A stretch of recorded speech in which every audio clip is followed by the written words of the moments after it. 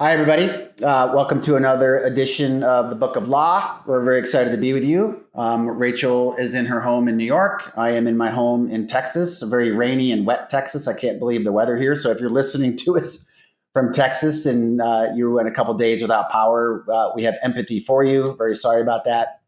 Keep your heads down. Looks like this weekend is going to be a nice one anyway. So today's topic is work-life balance.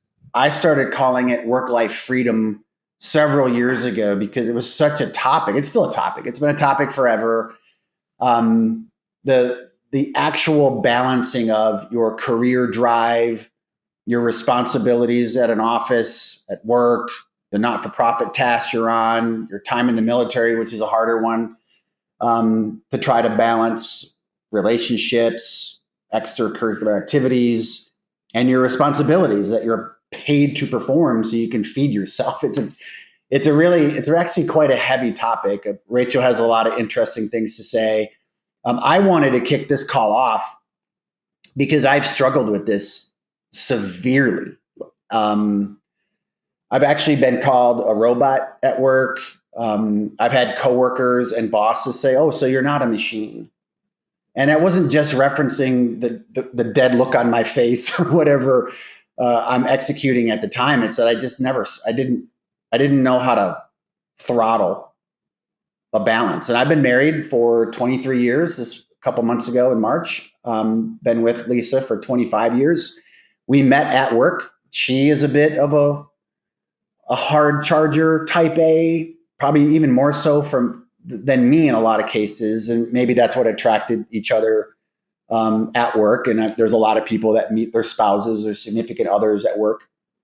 But she was a single mom when we met, and she was really good at getting out of there on time to go get Berkeley when Berkeley needed to be picked up, because Berkeley was small. I mean, when we met, Berkeley was 3. When we were married, she was 6.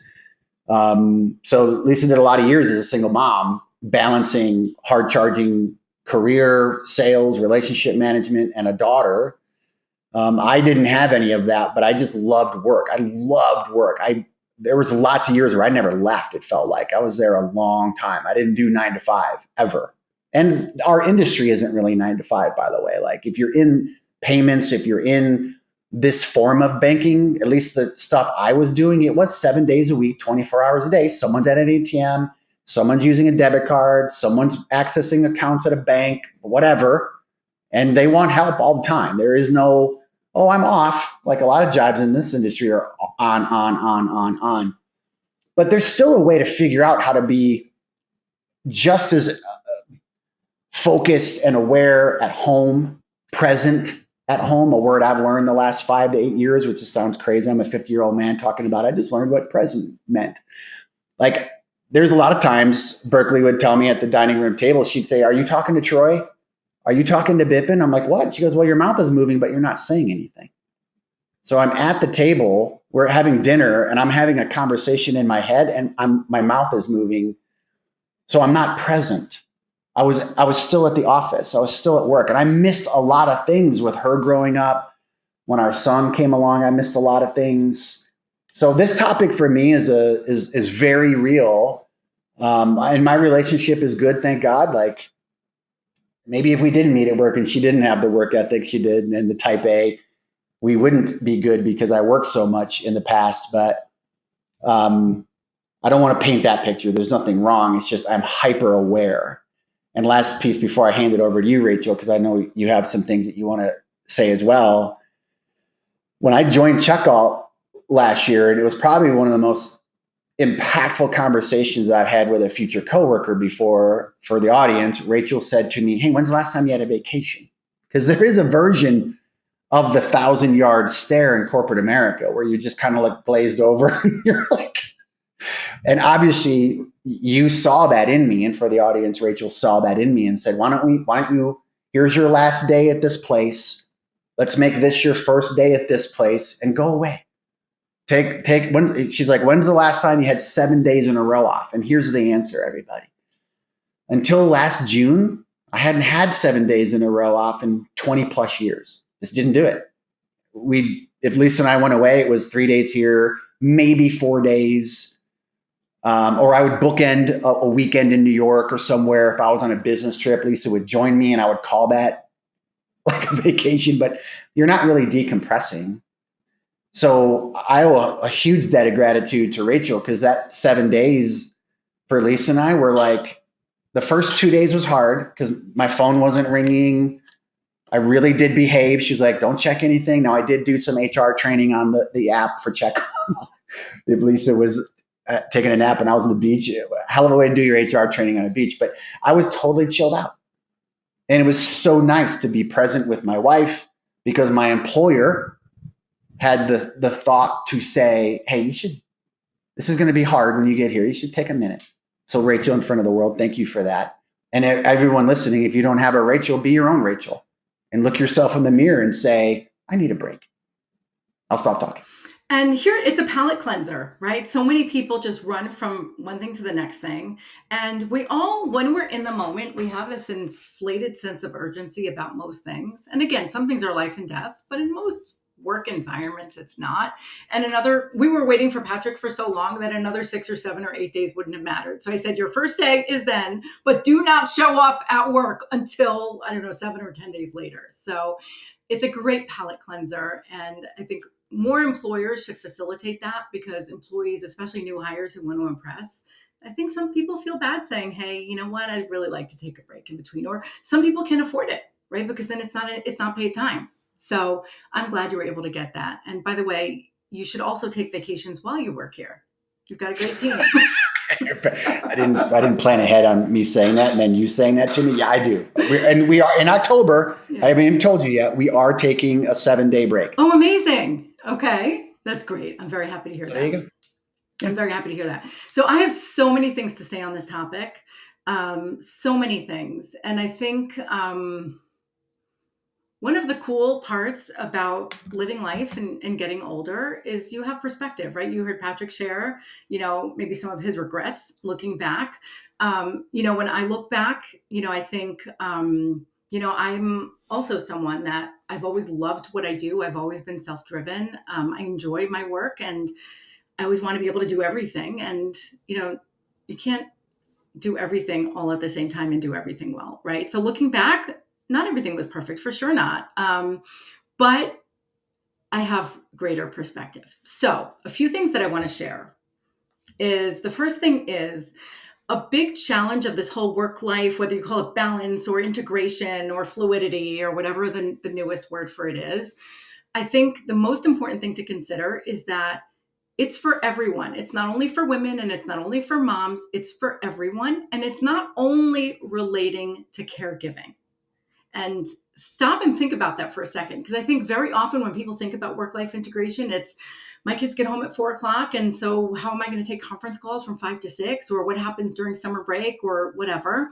But really, I think everyone needs to figure out how to integrate their life. And whether it's people you're taking care of, whether it's animals you're taking care of, whether it's a hobby, whether you train for the Olympics or you're training for a marathon or you're studying for a PhD, I think almost everyone has stuff in their life that they want to figure out how to blend in with their work. And I think just to maintain our emotional well-being, right, we all have to figure out how to balance all those things. I think life is complex. And things that may be urgent now may not be urgent later. And so I think when we think about, oh, I wish we can do it all, right? I think we can do it all, but just not at the same time. And I think if we suspend judgment a little bit for ourselves and for other people, I think what we'll recognize is everyone has different circumstances and support structures, right? Somebody might have, like I remember years ago, a executive was saying, oh, we shouldn't hire this woman because she's got young kids and I don't think she'll be able to do that. And I said, well, how do you know that?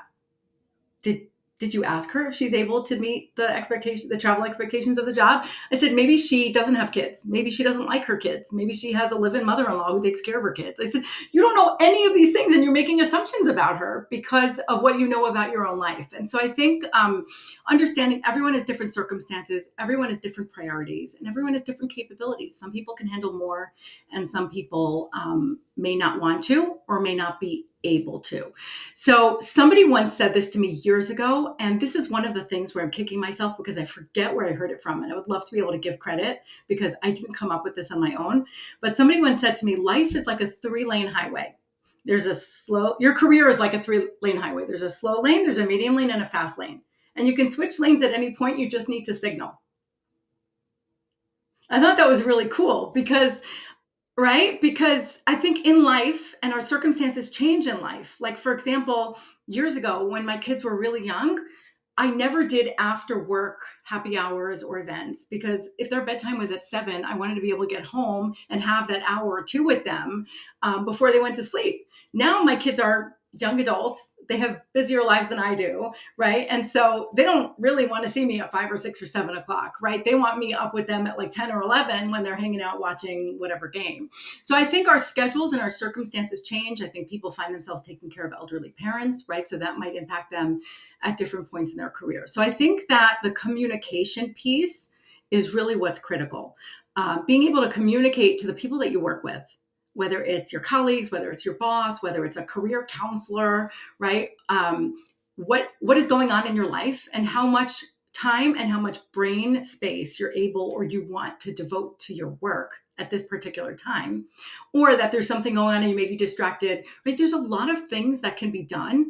And then I think also communicating to your family and letting them know, hey, it's going to be really brutal for the next 2 weeks because we have this big project that's rolling out. I'm so sorry. I'm not going to be as present for these 2 weeks, but I promise afterwards it's going to get better.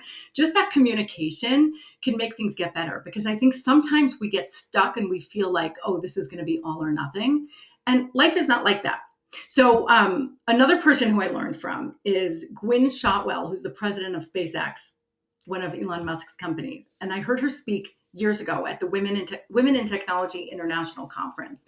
And what she said resonated with me so much. She said, your work and life will never balance on a day-to-day basis. Never. Some days your life is going to win. Some days your work is going to win, right? If your kid is sick and you have to miss a meeting, you're not balanced. If you have a crazy project and you have to pull an all-nighter and you miss your kid's, I don't know, sports practice thing, your job is going to win that day. And that's okay. She says, what you need to do is look a few weeks ahead and a few weeks back and a few months ahead and a few months back and calibrate that balance and just make sure that you're where you want to be. And that stuck with me. And then years later, I was in a job where I traveled to Boston every other week and I was there for a couple of days. And my son, who was, how old was he then? He was probably like, I don't know, 12 or 12 maybe. And he said to me, he's like, one day he says, if anyone asks me what you do for work, I'm going to say, you just go to Boston. And I was crushed. I'm like, oh my gosh, I'm a terrible mother. And then I realized, I said, okay, let me ask him more. I said, why do you think that? How often do you think I go to Boston? He said, well, you go to Boston every week. So I said, oh, let's look at the calendar together. And I showed him the calendar and I said, okay, so I was in Boston for 2 days here. And then I was home for 12 days. And then I was away for 3 days. And then I was home for 8 days. And I said, I know it feels like a lot. And what I talked to him about was figuring out a way to spend more time together on those days so that I was here. But, I've always tried to look ahead and look back and just make sure that I'm not getting out of whack, even if I get stuck in either direction. Like, again, last week of June, I just spoke with someone earlier today. Last week of June, my life is going to be crazy because I have to get the kids ready for camp, right? But I'll more than make up for it, right? The next few weeks when they're gone. So I think, again, life is interesting. Life evolves, circumstances change. And I think the communication is really, really important.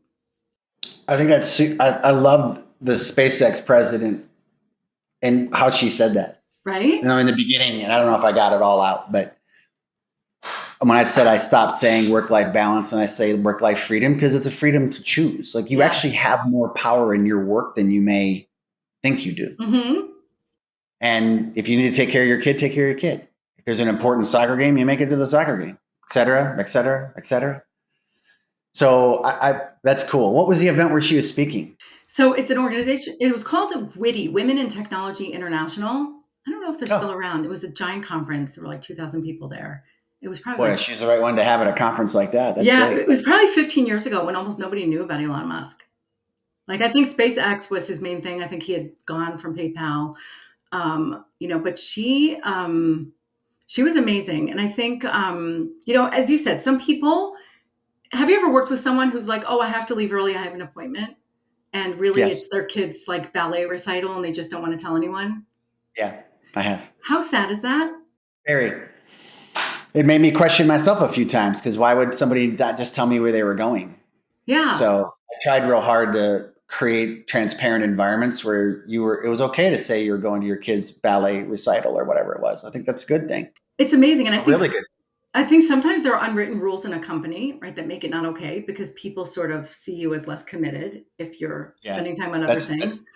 that's a great segue because I told everybody, I told Rachel in the beginning, I want to talk about this one thing. So here it goes. Hmm. Like the unwritten or unsaid pressure to never leave. And never leave is pretty black and white. No one, that's not real. I wanted the dialogue with everybody here so maybe you could learn from it or maybe recognize it a little easier. And Rachel, I wanted you to opine based on some of the things that you've read and some of the studying you've done, just your own lens as a senior HR professional, as a business executive responsible for talent. Where do you think that comes from? Like, is it a culture thing? Is it every level of the organization? And by the way, I've never worked for anybody who said, no, you can't go to your kid's baseball game.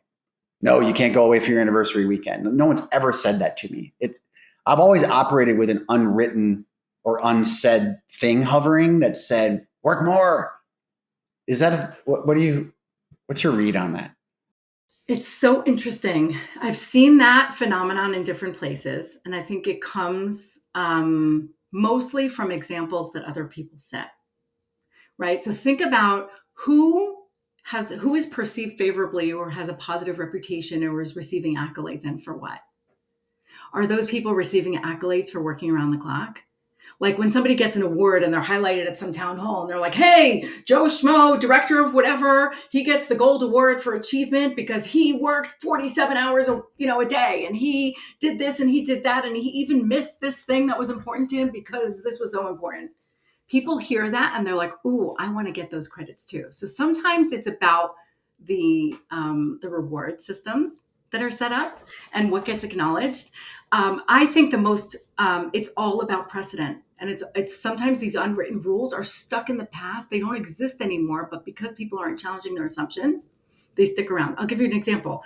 I won't mention the name of the company, but I used to work with somebody who was a head of HR at a very well-known corporation. You would all recognize the name if I shared it. And she told me that their benefits plan had a disproportionately high number of urinary tract infection claims. And it's because their employees were not leaving their desk to go to the bathroom because they felt like they had to have FaceTime and they had to keep cranking. How horrible is that? Like, I'm not sure why look. like, oh my gosh, right? Like for what? For what end? I'm laughing because I have to explain why I was laughing. Okay. I mean, Lisa was pulled out on a stretcher multiple times in our younger years because she wasn't drinking water. Because and she look, that girl loved her work. Her list was important. Yeah.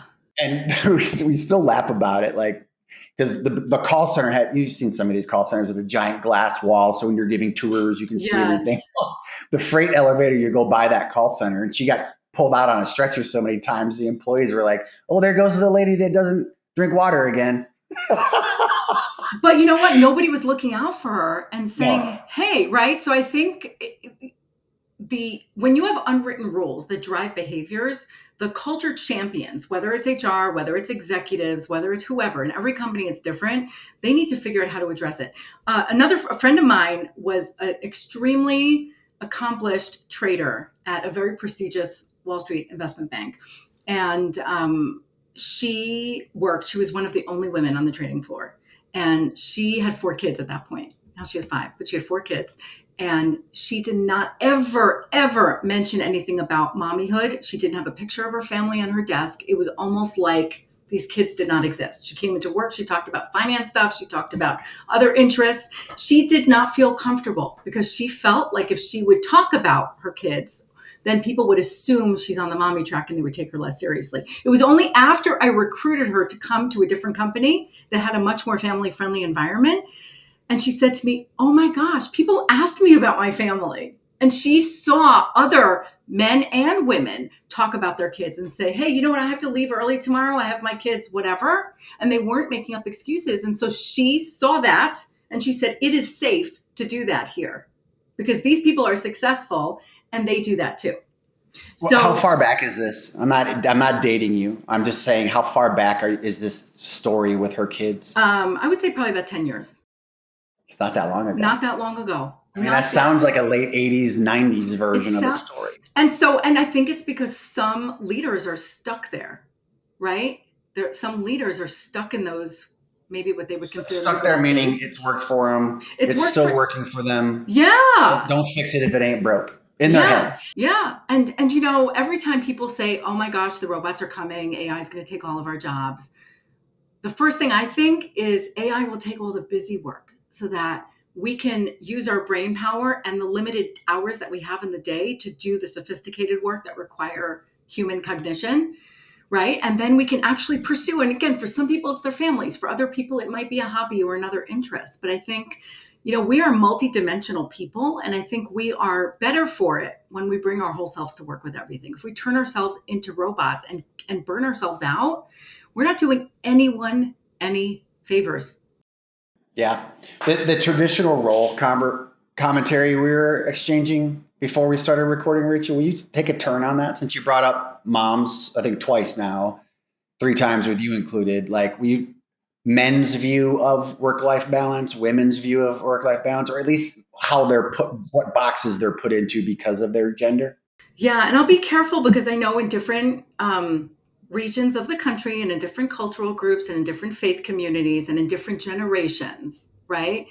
This might not all be the same, I think, but in some pockets of our society, traditional gender roles still exist, where it's the assumption that when there's a baby, right, the mom is going to scale down her career or the mom is going to take a career break, right, and the dad is going to go to work. And I think for a lot of families, that works really well. I think for some families, I think some of the dads really wish they could spend more time with their kids, right? But there's this societal expectation for them to be the breadwinner, to go and put in all these hours.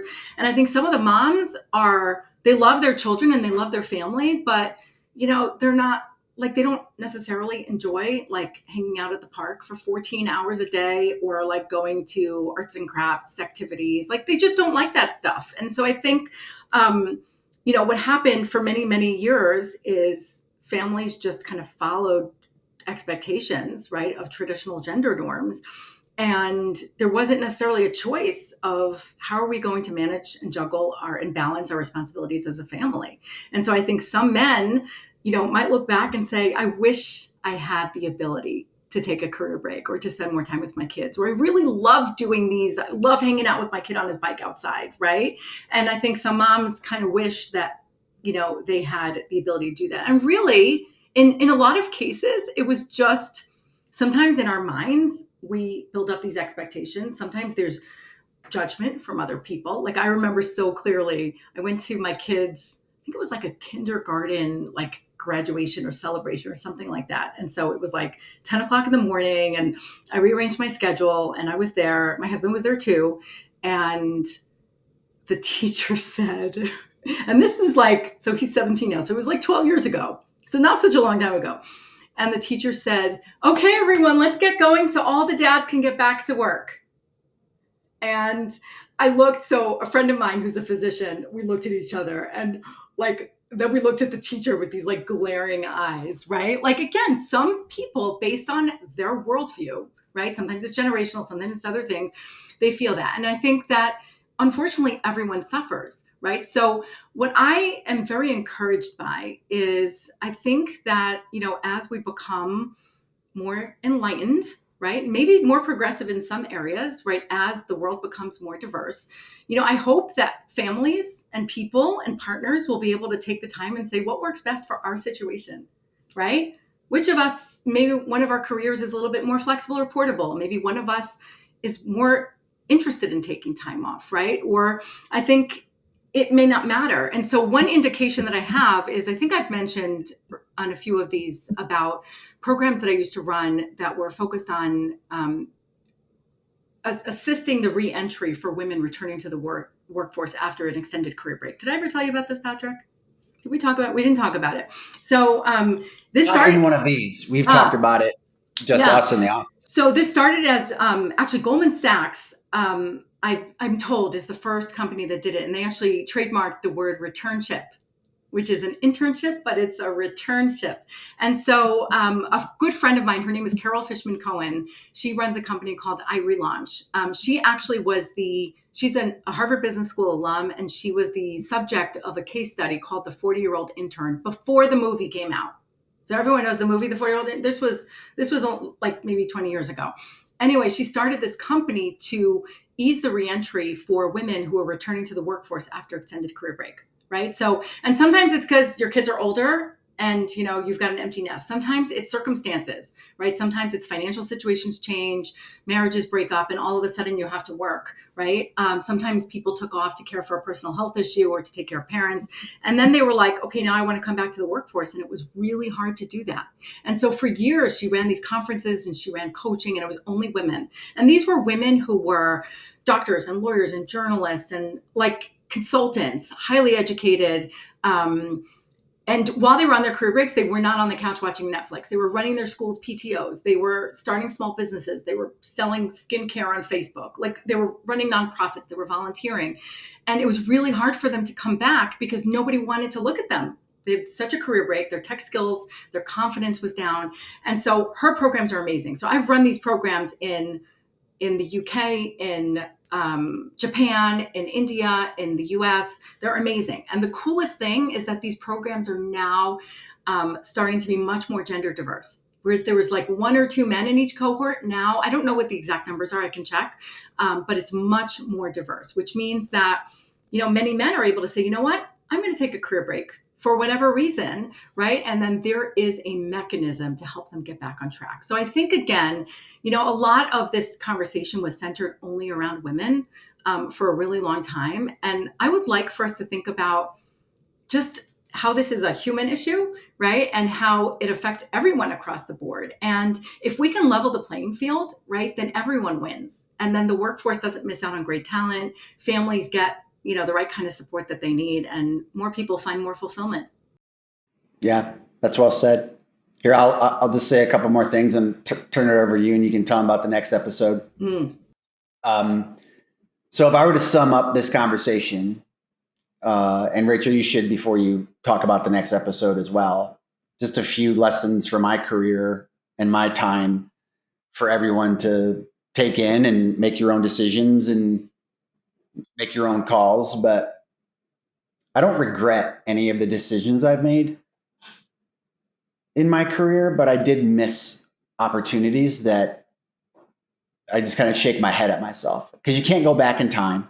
And I guess that's really what I want to sum up with is it doesn't come back. It just keeps, it only goes one way, time, right? Look at the hand of your watches, or if you wear an electronic watch, whatever that is, but you can't make time go backwards. You can't get back time that you've lost or missed.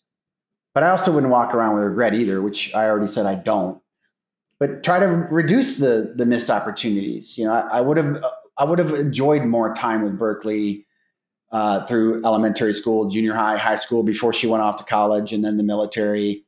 And I've made a real effort with her as an adult to get more time. Like when she was stationed up in the Northwest, I went up there every time I could and I would stay an extra day or two just to hang out with her and take her to dinner and get to know her as an adult. Because, like your kids are different as adults than they are when they're younger. But again, that's now. Right? I'm trying to be better going forward. So if you're listening and you have these opportunities come up, work will always be there. And if you work for people who overtly make you feel bad for trying to execute work-life freedom, then go. Find a new job. Go. Don't. There's lots of things that people can do. It's scary to say, I'm going to go. And I'm a guy that did 26 years in one place over multiple acquisitions, of course, before I made the decision to join Rachel and Shai here at Checkalt. But looking back on it, there was a lot of off ramps I could have taken to improve my work life freedom opportunities. And again, I loved where I worked. I loved the people I worked with. So no regrets. But if I could change a slice or two of the pie that I've been consuming as a corporate warrior, I probably would have found a little more opportunities to take to get to know my family better over time, and my friends and even my parents, like spending time with my parents. And thank God they're still around. They're right down the street here. But I'll miss a lot of opportunities with them too. So if you're listening, I'm not saying work less. I'm saying make wiser decisions about where you spend your time when you have the opportunities, and so you can have more experiences with people. Well said. And if you're a leader who looks back and says, I should have, I could have, I wish, right? You have a chance now to inspire and set a better example for the people that work with you and that work for you, and to remind people that life is short, right? And so the thing I would say is focus on the important moments. I think sometimes we get caught up in things that aren't important, and it goes both ways. It could be that we'll miss a family event, or we'll miss our yoga class, or we'll miss I don't know, something, because there's this meeting that happens every week at this time. And God forbid, if I miss that meeting, the sky's going to fall in. And really that meeting is, in the scheme of things, is not super duper important, and nothing will happen if you miss it. So I think sometimes we lose track. I think it also works in the opposite direction, where we miss a family thing, right, to do a work thing, and we beat ourselves up on that family thing, like, oh my gosh, my family's going to hate me because I missed that thing. And sometimes that's not even important. And so what I've started to do over the past few years is sometimes because subjectively it's really hard to gauge the level of importance on something when you're enmeshed in it, right? And that's when you're a parent, that's when you're a family member, it's when you're somebody at work. And so I remember there was this one, I don't even remember what it was. It was like this parents event at my kids' school, and I really didn't want to go. Like, it would have been like a 4-hour commitment with all the driving and the parking and the traffic and I remember thinking, oh, okay, if I go, these are all the things I won't be able to do, and here's what I'm going to have to make up all these things. And I said, you know what, I'm just going to ask my kid if it's important to him. And so you can't do this with like a 4-year-old, obviously, but I think he was probably about 14 or 15. And I said, okay, so there's this event at your school on, I don't know, Tuesday morning. I'm ready to be there, and I'm excited about being there if it's important to you. On a scale of 1 to 5, how important is this event to you? Like, is it important to you that I'm there? And I said, tell me honestly. That's smart.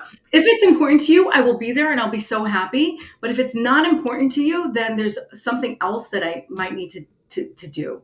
And he's like, oh, I don't care if you come. And he really didn't care. And I'm like, afterwards I said, I would have beat myself up to go to this thing, not really enjoyed it, like missed this whole work thing, and then been all like, oh, I have to do this, when really I don't. And it's the same thing. Like, if you have to miss a meeting and you're like, oh my gosh, this guy's going to fall in, reach out to your manager and say, hey, I have something going on. I know we have this meeting. I'm committed to being there and I'll make it work. But how bad is it if I miss it this time? And they might say it's fine. So sometimes just checking in helps you recalibrate the importance of things, because we might lose track of it in our mind when maybe in the scheme of things it's not. So that's something that has worked well for me. I would like to share some resources. These are a few. So I told you about Gwynne Shotwell. I want to talk to you about 3 other people that have really inspired me in this space. So the first is Anne Marie Slaughter. So she was a professor at Princeton, and then she worked in the State Department under Hillary Clinton. I don't remember what her job was, but it was a really big job. And she had 2 teenage kids, and she wrote this article in The Atlantic, and I'll give Bella the link so she can post all these for you.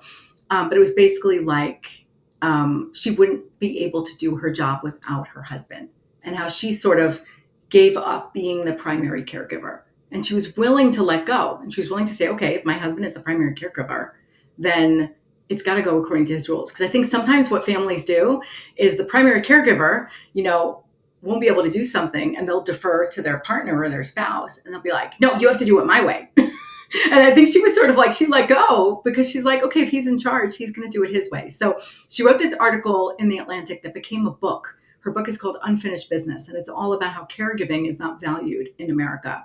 But fascinating read. And then her husband wrote a response article in The Atlantic a couple of years later about why he put his wife's career first. which I thought was really interesting. So we'll put those notes for you. Another person who I find fascinating, her name is Katherine Zaleski.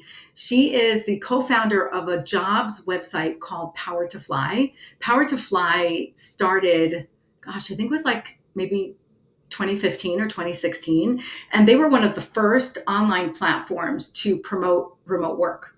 And so it was a really cool platform. Now they're doing all kinds of things. You can go to powertofly.com, and they're great. But Katherine is she used to work in some media company. I forget which one. And she was like a high flying media executive.